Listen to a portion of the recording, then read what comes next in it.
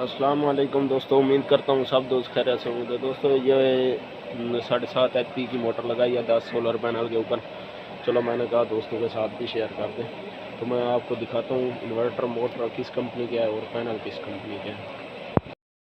ये दोस्तों lines electric की कंपनी की ये मोटर 7.5 HP की 2800 RPM वाली मोटर 5-6 का मोनोब्लॉक है इसका। आगे ये थोड़ा सा लीक है, इस वजह से इनमें शापर लगाया हुआ है। ये इन्वर्टर है INVT का, ये 7.5 से 11 किलोवाट का ये, और 10 सोलर पैनलों के ऊपर इस वक्त चल रही है। सुबह का टाइम है, सर्दियों के दिन है।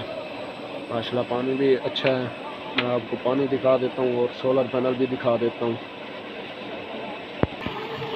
ये दोस्तों कमरे के अंदर ही मोटर लगी हुई है।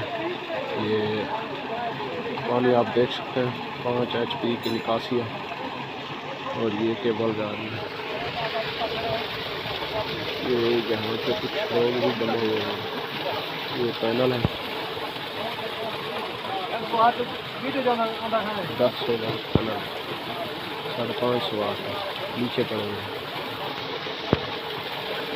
माशाल्लाह पानी का प्रेशर भी अच्छा है।